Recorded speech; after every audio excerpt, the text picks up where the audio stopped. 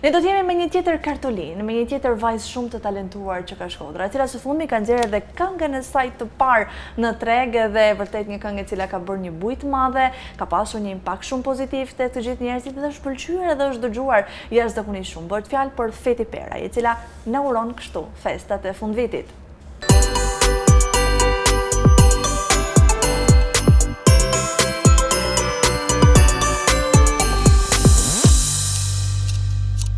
Tatoki më është vendosur në një tjetër ambient, tepër të ngrohtë, me një këngëtare tepër të talentuar dhe një mike shumë e mirë e TV1 Channel. Feti Peraj, përshëndetje dashur. Përshëndetje, mirësi ju gjeta. Do të bëjmë bashk një rezume për vitin 2025, se si ishte viti, se cilat ishin gjërat më të bukura të saj, nëse unë kërkoj ta përshkruajmë vitin 2025 me një emër, me një fjalë, cila do të ishte ajo? Ndoshta mund ta quaj ndjenjat e mia, ashtu si edhe kënga. Edhe kënga, po, në fakt, sepse një miks ndjenjash të thënë të drejtën. Normalisht si çdo vit ka ato momentet e bukura, ka ato momentet më të vështira, por që u mbyll mirë, kjo ka rëndësi. Do mbaj mend. Absolutisht, po, dhe unë mendoj, kam të drejtë kur them që gjëja më e bukur e këtij viti ishte kënga e parë? Po, mendoj që po, kjo është një ndër ato realizimet e këtij vitit ose dhurata e këtij vitit për mua, mund ta quaj kështu. Edhe një këngë realizuar tepër mirë. A këndojmë pak? Sa pak? Në rregull. Me ndjenjat të mia lujte, sa shumë ti ke hyrë gjylla, krejt që mbale mu, ta në një dit ke mejla, sa shumë kam prit, veç me marrë një përqafim, as një hes më vlesove, se ke pa ti, shpirtin ti. Shumë e bukur është kënga, tepër i bukur është zëri yt. Çfarë tjetër ka pasur viti 2025?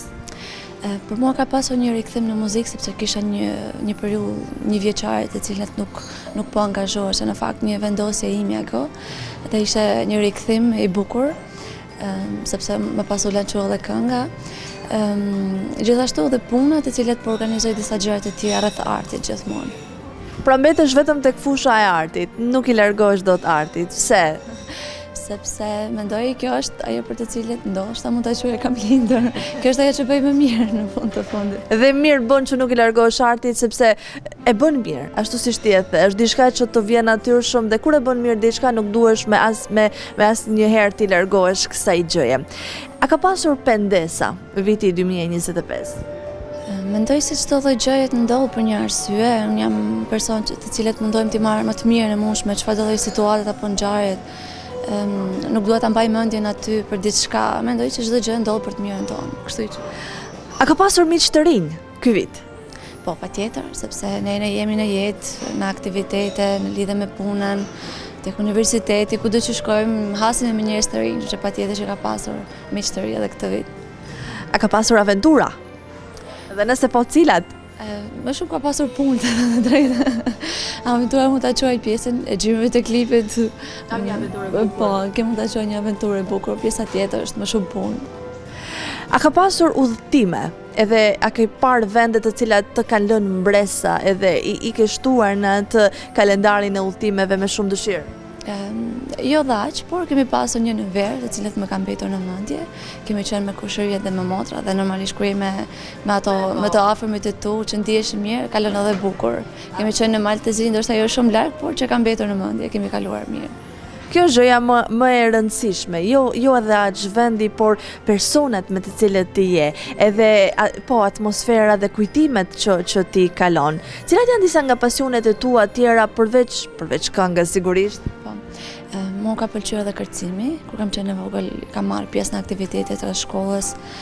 Dhe tani së fundmi edhe shkrimi, paktën të këto e gjej veten më shumë. A ke plane për 2026, pra disa piketa që i ke vendosur vetes? Po, mendoj që të përfundoj disa shkrimeve të mia, pse jo, që t'i kem të ruajtura dhe të jenë edhe të butuar në formën një libri, pse jo. Do të kemi një libër të ri, wow, Feti, nga kënga tek libri, tek kërcimi, vërtet gjendesh gjithmonë mirë tek fusha e artit. Unë jam jashtëzakonisht shumë e lumtur për ty, të uroj vërtet shumë suksese. E ke bërë listën e vitit 2026 me gjëra që do të realizosh? Për këtë vit akoma, ka disa vite që në fund të dhjetorit i rreshtoj dhe i bëj disa plane, pastaj ka raste edhe që mund bëhen më përpara, mund bëhen edhe më vonë, por janë disa pikë qëllime që çdo personi ka. Kam filluar të bëj, por normalisht do i bëj. Të mundohemi pse jo të realizojmë atë. Patjetër. Po bilancin e 2025, ose ke bërë ende, po ka edhe ca ditë. Edhe ca ditë. Ja lejojmë vetës të luksin, të mos merremi me pasqyrën me veten. Një urim për vitin 2026 për të gjithë miqtë e Tokim. Shpresoj që të jetë një vit sa më i mbar. Ju uroj fillimisht shëndet sepse kjo është më e rëndësishmja dhe paqe, sa më shumë dashuri dhe mbarësi në familjet e juaja. Faleminderit shumë Feti, suksese njëra pas tjetrës të uroj edhe unë, edhe qofsh gjithmonë e lumtur dhe gëzuar me atë çka bën. Ju falenderoj shumë, faleminderit.